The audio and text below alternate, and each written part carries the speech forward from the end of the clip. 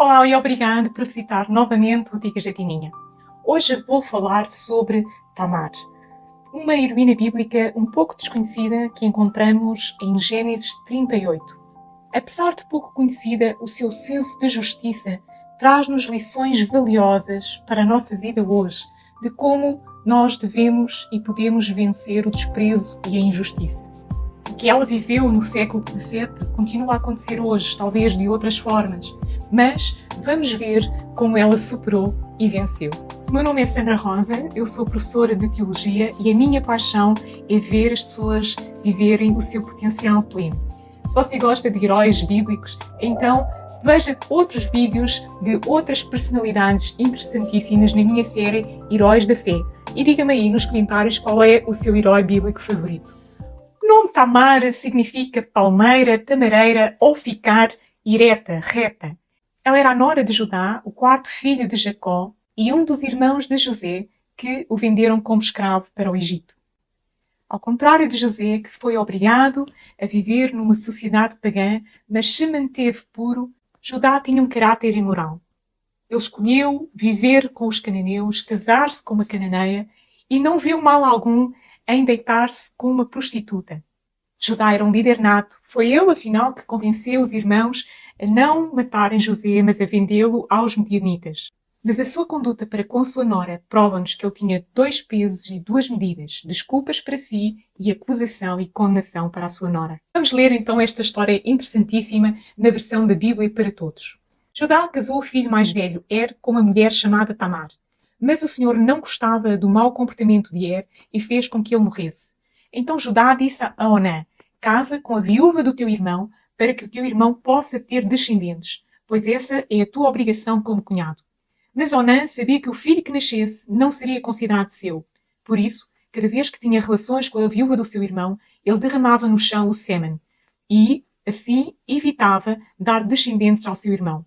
Aquele procedimento desagradou muito ao Senhor, e o Senhor fez com que também ele morresse. Judá disse então à nora Tamar: volta para a casa do teu pai como viúva, até que o meu filho Selá cresça. O que Judá, na realidade, pensava era evitar que também ele morresse, tal como os seus irmãos. Isto está lá em Gênesis 38, do 6 ao 11. E qual é o contexto que acontece aqui, nesta altura em que nós lemos e vemos Tamar pela primeira vez? Judá tinha-se afastado dos irmãos, tinha saído da casa do seu pai, talvez ruído pela culpa de ter vendido José para o Egito, embora ele tivesse feito essa sugestão para lhe salvar a vida. O que é certo é que Jacó nunca se recompôs da perda do seu filho, o filho da sua amada. Depois Judá constitui a própria família com uma cananeia e tem 3 filhos, Onã e Selá.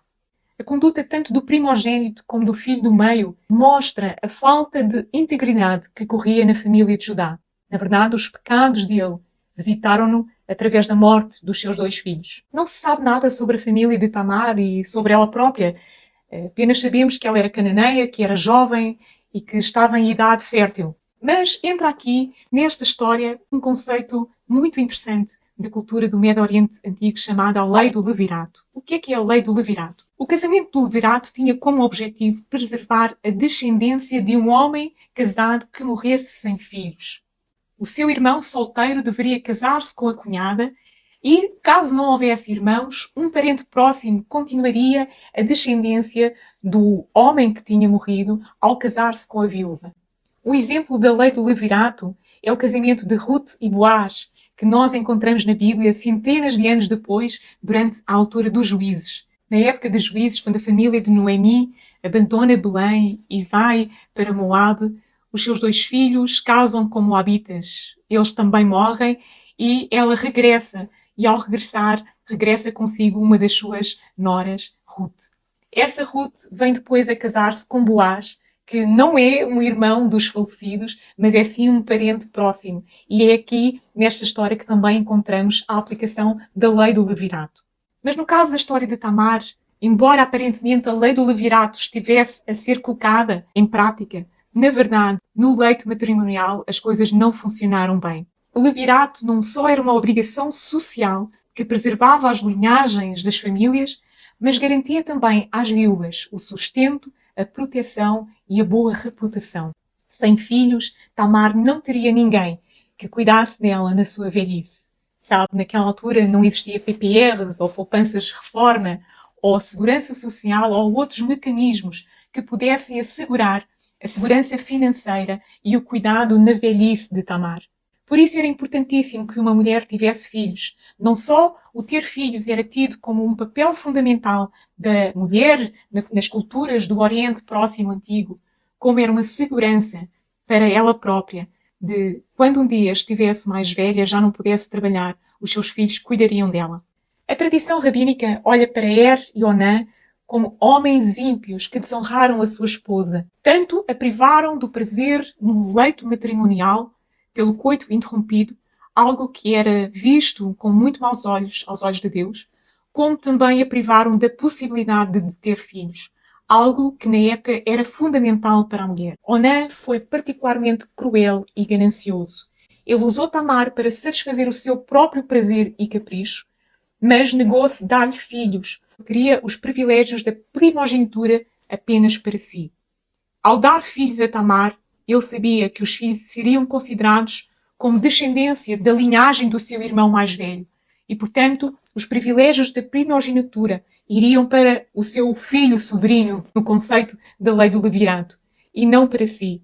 Então esta ganância e esta crueldade foram vistos com muito maus olhos aos olhos de Deus e por isso é que ele morreu também. Sabe, nós vemos aqui uma mulher que foi abusada, abandonada e esquecida, tanto pelos seus maridos como pelo seu sogro. Ela era agora uma repudiada a 3 níveis. Ela era jovem, mas ligada a uma família que não a queria e nunca poderia casar-se sem autorização de Judá, porque era ele que determinava quem é que ela teria por marido. Ela era vista como estéril, porque já tinha tido 2 maridos, mas não tinha filhos, e obviamente que a culpa era da mulher, nunca seria do homem, daquilo que seria o entendimento da cultura da época, e ela era viúva 2 vezes. Mas Tamar é uma mulher corajosa, e ela engendra um plano. Qual é o plano de Tamar? Quando ela se apercebeu que o seu sogro não tinha intenções de cumprir a sua palavra, na verdade jamais cumpriria a sua palavra, e nunca lhe daria o seu terceiro filho, Selá, ela pôs em prática um plano para obter os seus direitos e a sua legítima herança, porque ela tinha casado com o filho mais velho. O que ela mais desejava eram filhos, e o futuro que eles representavam, não só para a linhagem do seu marido como para a linhagem do sogro e o avô, Judá, como para a sua própria segurança financeira. Então ela decidiu sacrificar a sua reputação, pôr até em risco a sua própria vida e agir. Vamos então continuar a ler a história. Passado bastante tempo, alguém foi comunicar a Tamar: o teu sogro vai a caminho de Timna para assistir à tosquia do gado. Ela tirou os seus vestidos de viúva, cobriu o seu rosto com um véu e sentou-se à entrada de Enaim. Judá viu-a e pensou que se tratava de uma prostituta, porque ela tinha o rosto coberto. Desviou-se um pouco do seu caminho para passar junto dela e disse-lhe: deixa-me dormir contigo. Ele não sabia que era a sua nora. Então ela perguntou: que é que me dás em troca para dormires comigo? Ele respondeu: mando-te depois um dos cabritos do meu rebanho. Ela replicou: mas tens de me dar alguma coisa como garantia de que me o vais mandar? Ele perguntou-lhe: que é que queres que eu te dê como garantia? Ela respondeu: o teu anel de selar, mais o teu cordão e o cajado que trazes na mão. Ele deu-lhe o que ela pediu, foi dormir com ela e ela ficou grávida. Uns 3 meses depois, foram dizer a Judá: a tua nora está grávida, deve ter andado na prostituição. Judá respondeu imediatamente: condenem-na à morte na fogueira. Mas quando a levaram para ser condenada, ela mandou dizer ao seu sogro: eu estou grávida do homem a quem pertencem estas coisas. Procura saber, por favor, a quem pertencem este anel de selar com os cordões e este cajado. Judá reconheceu que eram seus e disse: ela é que tem razão e não eu. Pois eu devia ter-lhe dado o meu filho Selá em casamento e não o fiz. E não voltou a dormir com ela. Chegou o tempo de dar à luz e ela deu à luz 2 gêmeos. Por que é que Judá não reconheceu a sua nora? No Antigo Oriente Próximo, a tosquia das ovelhas era associada a rituais pagãos, inclusive a prostitutas cultuais que eram obrigadas a usar véu na rua e até durante o ato sexual, para alimentar a ilusão de que aquele ato sexual, na verdade, era um culto à deusa da fecundidade, a Será. Nestas culturas, a fornicação era encorajada para melhorar a fecundidade tanto dos rebanhos como das colheitas. A naturalidade com que Judá aceitou dormir com uma suposta prostituta de culto mostra o quanto o paganismo cananeu se tinha infiltrado na sua vida, a ponto de ele dar, com toda a naturalidade e sem achar nada de mais, como penhor o seu cajado, o seu cordão e o seu sinete. Todos estes eram símbolos da sua autoridade. Judá não viu mal algum em usar uma prostituta, mas quando a sua nora foi acusada exatamente de ser uma prostituta, ele quis executá-la de imediato, como vemos lá no versículo 24 do capítulo 38. Por que então este duplo juízo de valores? Como eu disse lá atrás, Judá teve 2 pesos e 2 medidas. Um peso para si próprio e um peso diferente para a sua nora. Sabe, os patriarcas daquela altura determinavam tudo o que acontecia na vida das mulheres. Com quem elas casavam, quando é que elas casavam e quem é que tinha acesso a elas na vida sexual. A gravidez de Tamar significava insubordinação contra Judá. Adultério ou fornicação fora do casamento, ambos significavam a pena máxima de morte, pelo apedrejamento ou pela fogueira. Judá nunca aceitaria que esta gravidez, que ele pensava que era fruto de um pecado de prostituição, determinasse a sua linhagem. Mas, ironicamente, tinha sido Tamar que tinha-lhe providenciado a continuação da sua linhagem e os herdeiros da sua descendência e não os seus injustos filhos. Por isso é que ele disse, ela foi mais justa do que eu, porque ele recusou-se e não tinha intenções nenhumas de lhe dar o seu terceiro filho, Selá. Talvez Judá considerasse que ela era a culpada da morte dos seus filhos. Ele não via os seus filhos como os homens ímpios e injustos que eles eram, como eles tinham usado de desprezo, de crueldade, de manipulação, como eles tinham usado e abusado de Tamar. É óbvio que a culpa era da mulher e não dos seus filhos. Então, o que é que nós podemos aprender com esta mulher? Será que não temos aqui paralelos de desprezo, de injustiça, de abuso que acontecem ainda hoje, não apenas contra as mulheres, mas também contra os homens, contra as crianças, contra os idosos? Enfim, qualquer pessoa pode ser vítima de um abuso, de um desprezo, de uma injustiça, em qualquer nível que queiramos pensar. Eu gostaria de deixar aqui 3 pontos em que eu admiro Tamar, para que nestes 3 pontos nós possamos refletir juntos e que eles possam servir de incentivo e de reflexão para si, que possa estar a passar por um desafio na vida, por um problema grave, por uma situação de injustiça, seja na sua família, seja no seu local de trabalho. Em primeiro lugar, ela demonstrou coragem e determinação. Tamar enfrentou uma situação injusta com a sua família. Aqueles que deveriam protegê-la, amá-la, aqueles com quem ela mais deveria sentir-se em segurança, foram esses que a traíram, que a desprezaram e que a injustiçaram. Eu própria já passei por situações de desprezo, de injustiça, de traição na minha própria família. Por isso, eu consigo me colocar nos sapatos de Tamar e consigo imaginar como ela se sentiu quando os seus maridos e o seu sogro, homens de autoridade que deveriam mantê-la em segurança, que deveriam amá-la e protegê-la, foram esses mesmos que a abandonaram e que a traíram. A sua reputação e o seu futuro estavam em causa. Embora hoje a mulher tenha mais autoridade na sociedade e tenha papéis determinantes em que ela consegue viver de uma forma diferente do que acontecia aqui no século XVII a.C., mas ainda assim existem muitas situações em que as mulheres enfrentam desafios de formas muito diferentes dos homens. Eu não estou aqui a adorar, obviamente, o feminismo, nem nenhuma dessas filosofias. Apenas estou a dizer que, como mulher, eu consigo perceber a dor que Tamar sentiu. E seguramente você que me está a ouvir, se também é mulher, já deve ter passado por situações de injustiça, pelo simples facto de ser mulher. No entanto, ela não se resignou e nós também não nos devemos de resignar. Nós não devemos ceder às pressões, ao desprezo, à injustiça e ao mal. Tamar mostrou coragem ao buscar uma solução para o seu problema. E tal como ela, nós devemos ser corajosas e determinadas. Nós devemos ser corajosos e determinados e devemos ir em busca da nossa herança justa e que é nossa por direito. O segundo ponto é perseverança em busca da justiça.